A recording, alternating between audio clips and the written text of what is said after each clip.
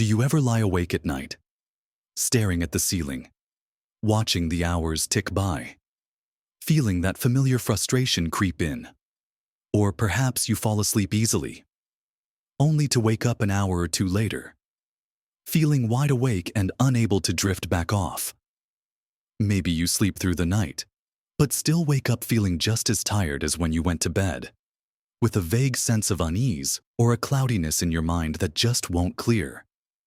It's a painful reality for so many of us over 60, isn't it? We spend what feels like enough time in bed, yet the quality of that rest seems to diminish, leaving us feeling sluggish, forgetful, and even a little down. You might think it's just part of getting older, a natural slowdown that we simply have to accept. But what if I told you that's a shocking truth, but not the whole truth? What happens to your body while you sleep after 60 is profoundly different than when you were younger, and often not in the way you might expect.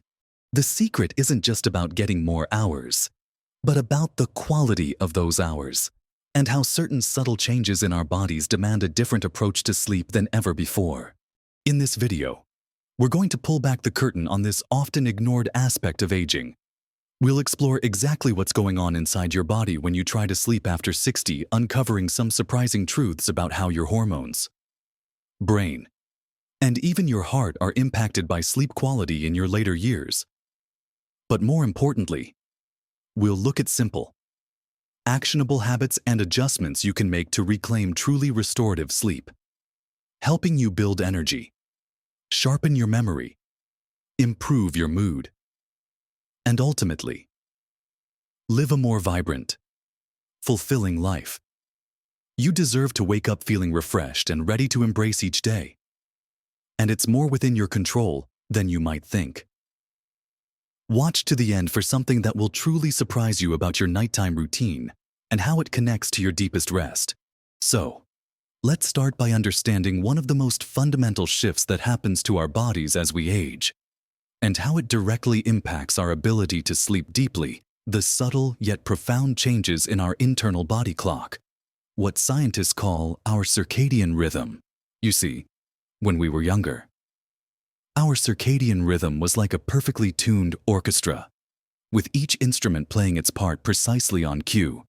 Melatonin, the hormone that signals to our body it's time for sleep, would rise reliably in the evening, gently ushering us into slumber.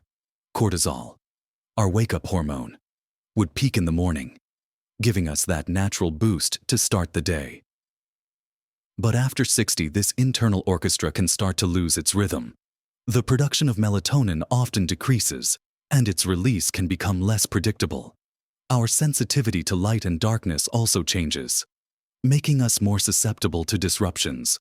This means that even if you're trying to stick to a regular schedule, your body might not be getting the same clear signals it once did, leading to fragmented sleep or difficulty falling asleep in the first place. The first habit, then, is about retraining and supporting this vital internal clock. The most powerful way to do this is through unwavering consistency with your sleep and wake times. And I mean unwavering. This includes weekends. If you normally go to bed at 10 p.m. and wake up at 6 a.m. during the week, try to stick to that schedule as closely as possible on Saturday and Sunday too. I know, it sounds rigid, but think of it like setting the hands on a broken clock. You need to consistently put them back to the right time every day for the clock to eventually learn to keep time on its own again. This consistency helps to reestablish your natural sleep-wake cycle, signaling to your body when it's time to be alert and when it's time to wind down. Beyond just the timing, how you engage with light is incredibly important.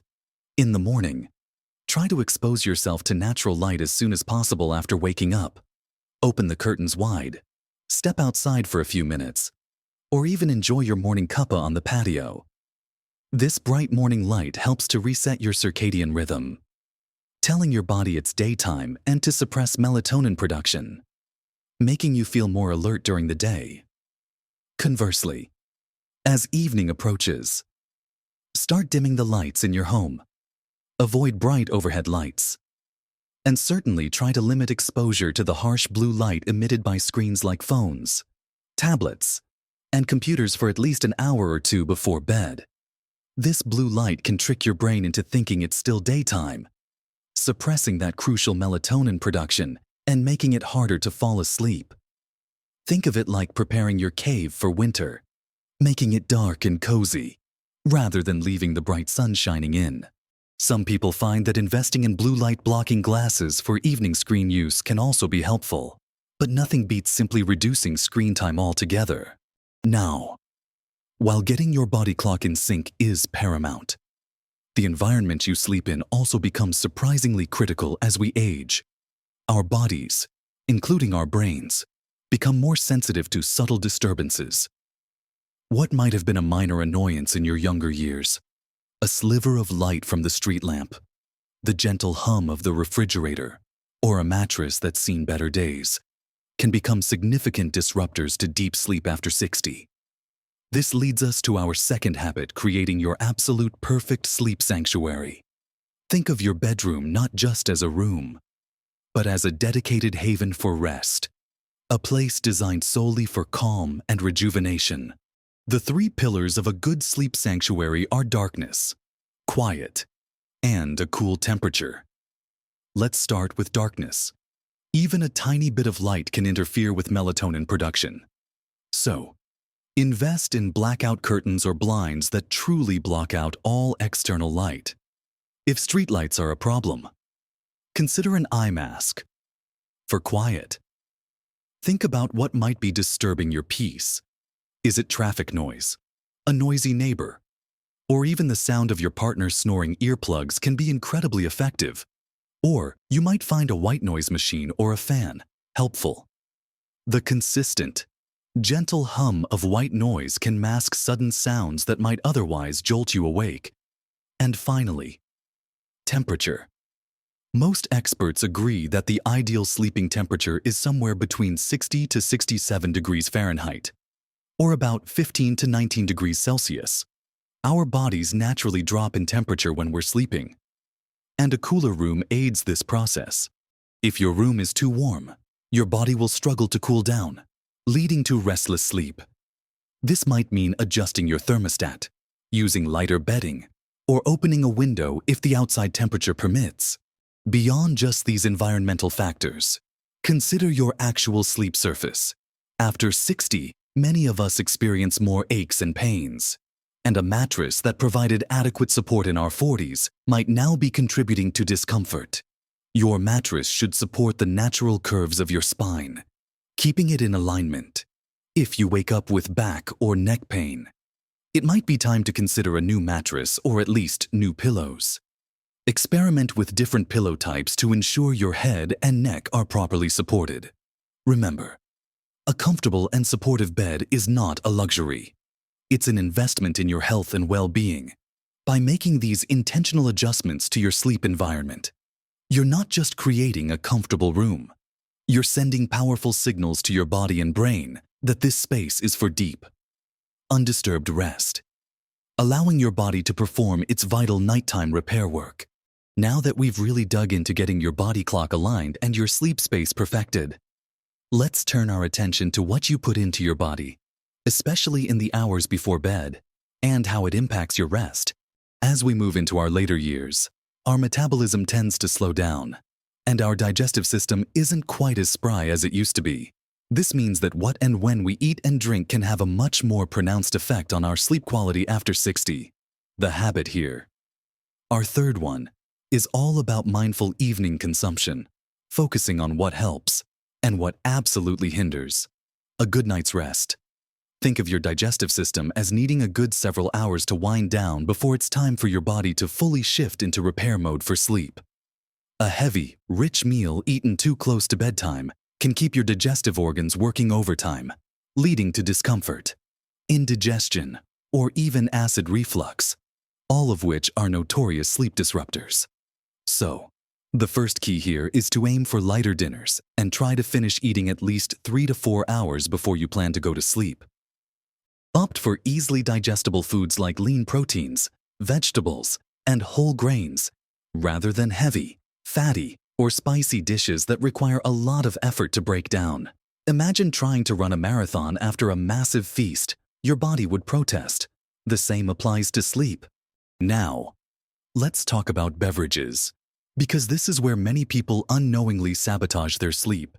Coffee, tea, energy drinks, and even some sodas contain caffeine, a powerful stimulant that can stay in your system for many hours after you consume it. While you might feel like you metabolize it quickly, its half-life means that a cup of coffee at 3 p.m.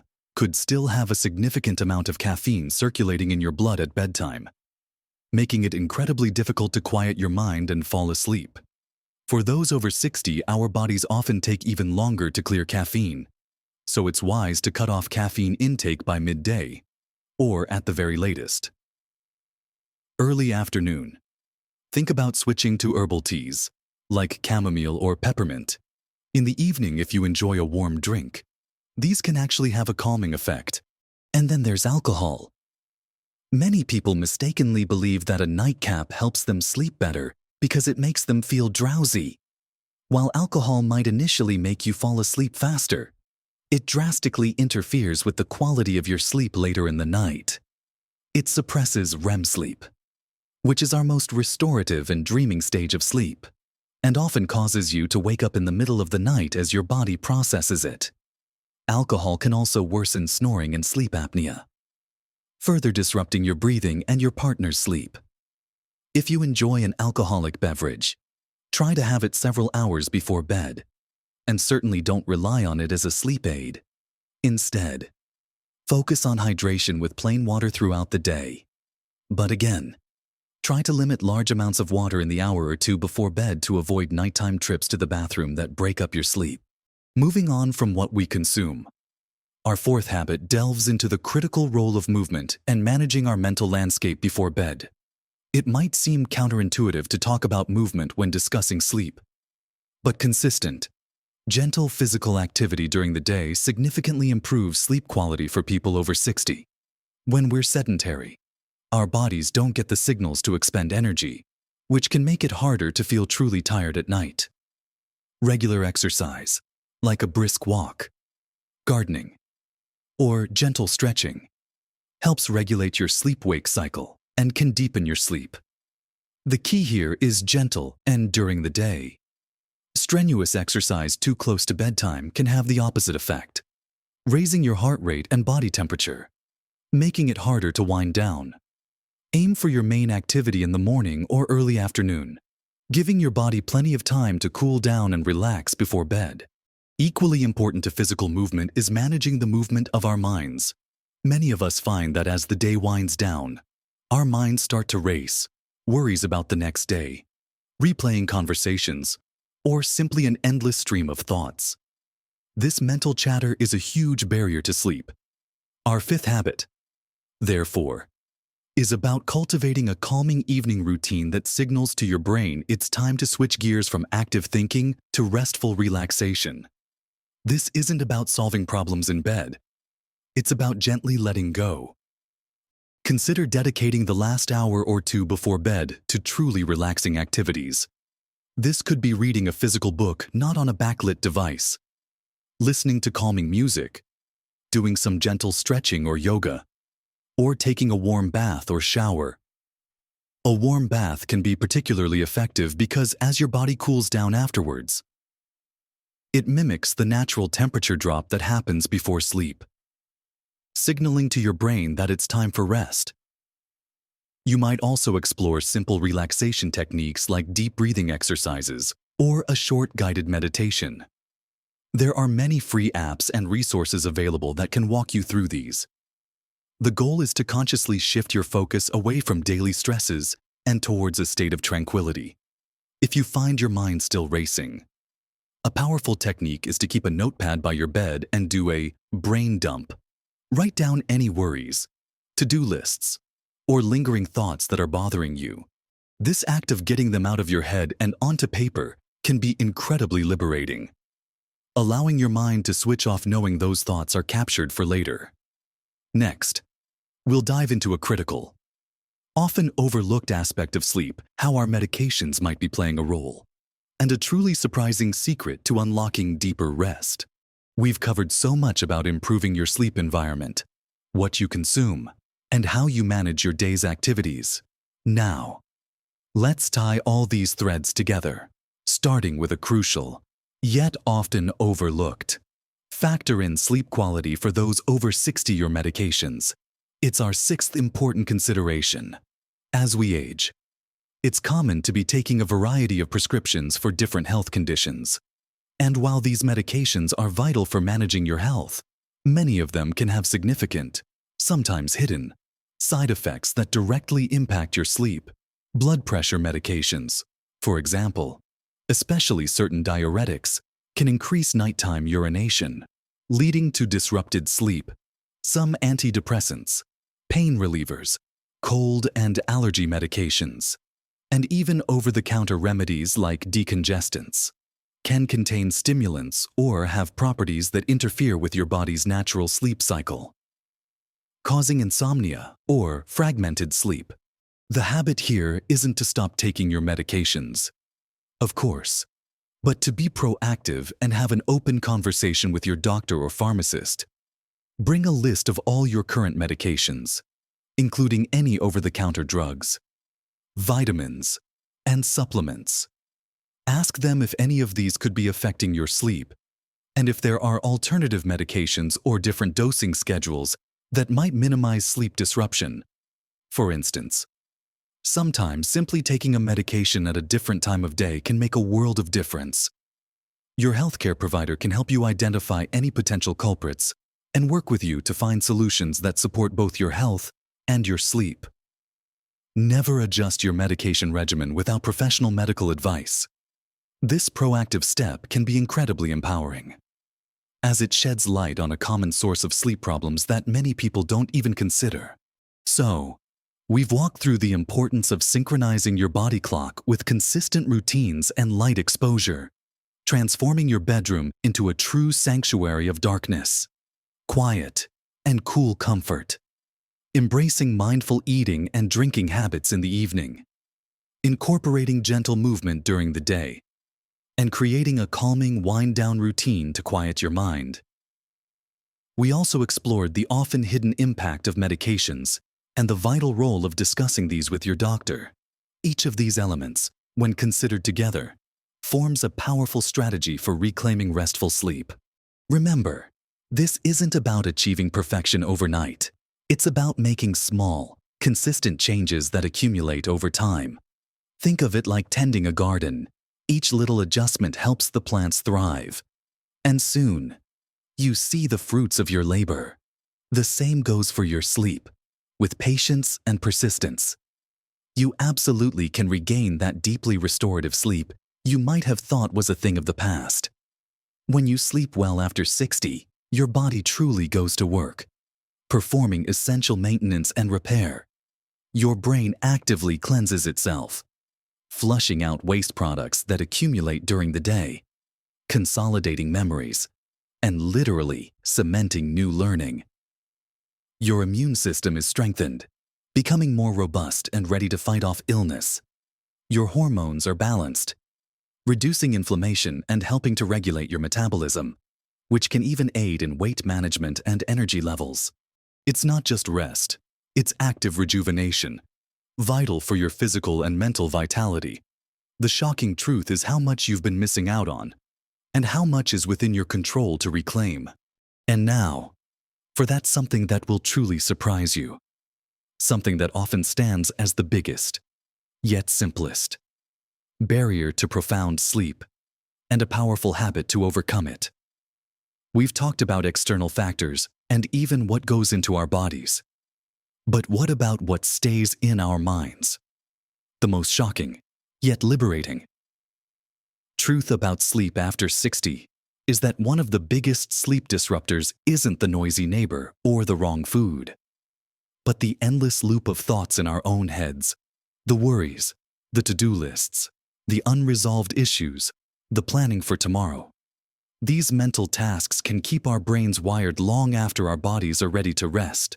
The simplest, most profound habit to combat this mental overactivity, a secret weapon if you will, is the practice of a brain dump or a gratitude journal just before bed. It's truly transformative. Take just 5 to 10 minutes, at least an hour before you plan to go to sleep, and grab a pen and a simple notebook. If your mind is racing with worries or tasks, simply write them all down. Don't filter. Don't judge. Just get every thought out of your head and onto the paper. It's like hitting a mental save button, allowing your brain to let go because it knows these things are captured and can be dealt with tomorrow. Once you've done your brain dump, or if your mind isn't particularly cluttered, shift your focus to gratitude. Write down 3 to 5 things you are genuinely grateful for from your day. It could be something big, like a call with a loved one, or something small, like a delicious cup of tea or a comfortable chair. This simple act shifts your brain's chemistry, moving it from a state of anxiety or planning into one of calm and positive reflection. It prepares your brain for restful slumber by actively training it to quiet down and focus on peace, rather than problems. It's about consciously letting go and allowing your mind to switch off, trusting that morning will bring new solutions and a fresh perspective. I really hope this conversation has resonated with you and offered some new insights and practical steps. Your sleep is a powerful lever for your overall health and happiness, especially after 60, and you absolutely deserve to experience the profound benefits of truly restorative rest. I'd love to hear from you. What's one sleep challenge you've faced? Or perhaps one habit you're going to try tonight? Share your thoughts and experiences in the comments below. Your wisdom might help someone else. If this video brought you value and encouragement, please give it a thumbs up. It helps us know we're on the right track. And don't forget to subscribe to our channel and hit that notification bell so you don't miss our next helpful video on living your best life. Remember, better sleep isn't just about feeling less tired. It's about adding quality to your years, enhancing your enjoyment of life, and truly empowering you to live your best life at every age.